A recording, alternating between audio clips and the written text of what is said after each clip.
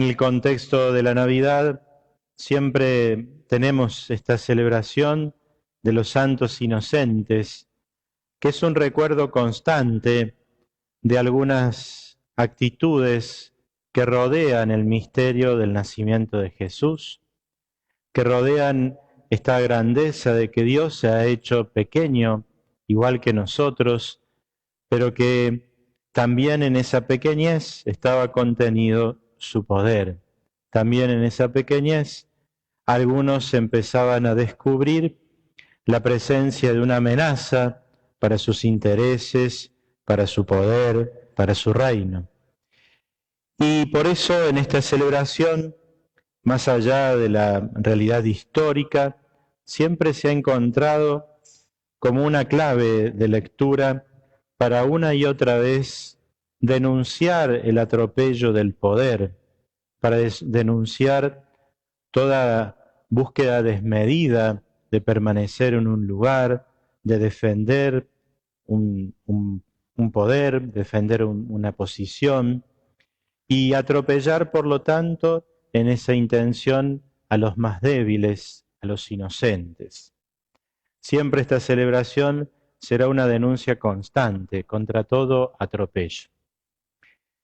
Podemos también tomar esta clave para meditar y, por qué no, nuevamente denunciar lo que sucede en nuestra patria.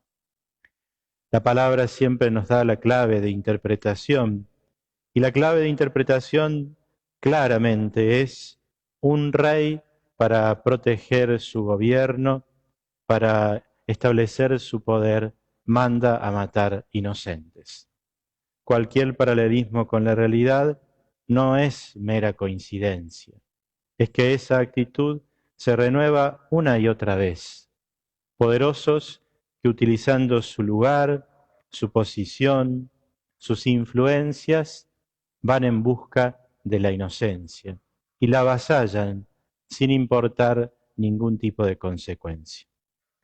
Para nosotros, como miembros y parte de la ciudadanía de la República Argentina, levantamos nuestra voz para reiterar que el proyecto de legalización del aborto es para nosotros la eliminación de un inocente.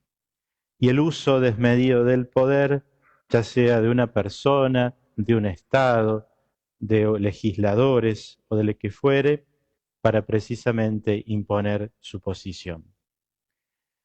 Pedimos al Señor que nos dé la gracia suficiente para poder defender siempre toda vida humana en toda circunstancia. Que este texto y esta imagen de los santos inocentes nos ayude a recordar precisamente a aquellos que usan su posición para ir en contra de los que no tienen voz.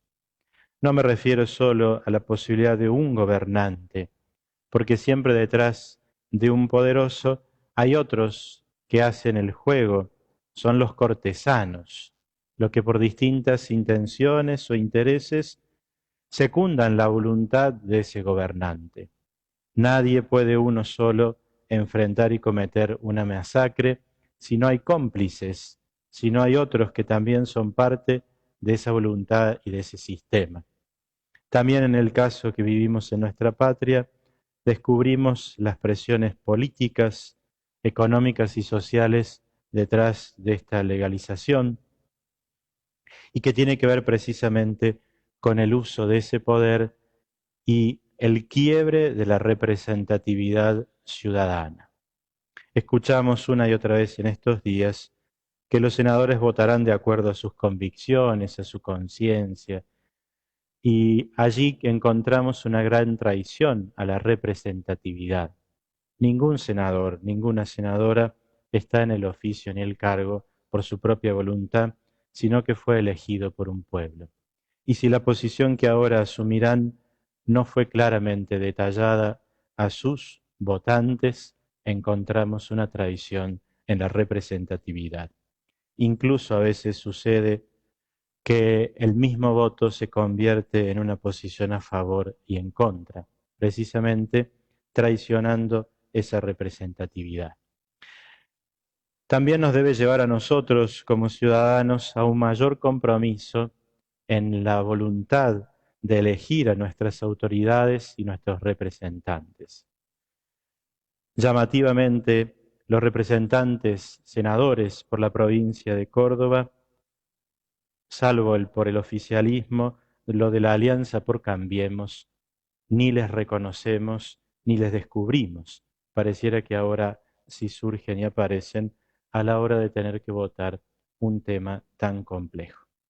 Que como ciudadanos de Córdoba recordemos también la posición de cada uno de los partidos y cada uno de los representantes. No nos olvidemos precisamente que la Fuerza Cambiemos en nuestra provincia se erigió como una alternativa de poder a precisamente el oficialismo, lo cual me parece a mí traiciona esa intención de representatividad, ahora posibilitando que una ley oficialista sea aprobada por el Congreso de la Nación. Que no nos olvidemos y que no sea un tema que luego de que pase podamos nuevamente el año que viene, al elegir a los senadores, tomar conciencia de la representatividad que ellos tienen. En segundo lugar, esta celebración nos recuerda, como dice la oración de inicio, el testimonio de los mártires. Siempre la sangre de los mártires es un claro ejemplo de la consecuencia de vivir y profesar la fe. También en este tiempo somos invitados a un testimonio en la defensa de la fe. En estos días vemos las redes inundadas muchas veces de agresiones, de una parte o de otra, pero pareciera que aquellos que tomamos la postura por la defensa de toda vida humana somos arcaicos, antiderechos, medievales. Si somos sacerdotes o religiosos, somos cómplices de tantas situaciones, una forma muy débil y pobre de argumentar precisamente en la defensa de las propias posiciones. Pareciera que cuando no hay argumentos para defender la propia postura, el camino es la descalificación. Sabemos que en la lógica y en la retórica, ese argumento llamado ad hominem es precisamente descalificar con la pretensión de imponer una verdad. Pero sabemos también que en las más reglas de las lógicas uno lleva esa argumentación cuando precisamente no tiene fundamentación para defender su postura. Pero más allá de esta situación, la defensa de toda vida humana en un mundo donde pareciera que la eficiencia de los poderosos y un criterio absoluto de primacía del poder hace que precisamente pretender ser la voz de los más débiles es algo que supone una cierta persecución y descalificación. Que podamos nosotros seguir defendiendo toda vida humana, más allá de la posibilidad de la promulgación de esta ley. Y que ese compromiso en la defensa de toda vida humana nos lleve cada vez más a una coherencia de estar atento a todo sufrimiento de toda persona en las distintas etapas de su desarrollo, en las distintas circunstancias y, por qué no también, en el dolor de lo que significa para una mujer enfrentarse a la terrible decisión de abortar. Que el testimonio nos lleve a un mayor compromiso y coherencia de vida. Por último, esto nos recuerda la cultura del descarte de la cual el Papa tantas veces habla y denuncia ante un mundo que privilegia otros valores y eficiencias. Sabemos que detrás de estas iniciativas están los poderes internacionales con la pretensión de limitar la vida en la población, sobre todo en los países más pobres. Detrás, generalmente, de la promulgación del aborto, luego vienen las discusiones por la promulgación de la eutanasia. Ha pasado en países donde primeramente se legaliza uno y luego otro. Ha pasado en estos días precisamente con un país tan afín a nuestra cultura y a nuestras raíces como es España. Es que la cultura del descarte supone privilegiar al que rinde, al que tiene poder, al que tiene alguna forma de defenderse. Y todos aquellos que quedan fuera de esos criterios deben ser eliminados. Tanto un niño o una niña en el seno de su madre, o por ejemplo un anciano o un enfermo, que ya no produce para el sistema eficientista que hoy nos gobierna. No estamos hablando de hechos futuristas, ni tampoco de exageraciones. Lo vemos, insisto, en otros países. Y allí donde no hay eficiencia, donde no hay producción o donde no hay poder para plantearse, entonces la opción es lisa y llanamente la eliminación. La cultura del descarte se instala cuando cruzamos peligrosamente una puerta. Detrás de la legalización del aborto, estamos permitiendo que la voluntad de un legislador establezca quién es persona plenamente con derechos o no, y poniendo precisamente como criterios fundamentos que nada tienen que ver con la ciencia, con el ordenamiento jurídico. Basta preguntarse por qué una persona tiene derechos a ser protegida luego de 14 semanas de gestación y no antes, bajo ningún tipo de fundamentación científica o jurídica. Esa argumentación es posible sostener solamente en la voluntad legislativa que determina quién sí y quién no. Cuando cruzamos un límite objetivo, que era, por ejemplo, el establecimiento de que toda vida humana es digna de ser protegida desde su concepción hasta su muerte natural, entonces dejamos a la voluntad de los acuerdos y de los pactos la decisión de quiénes somos personas.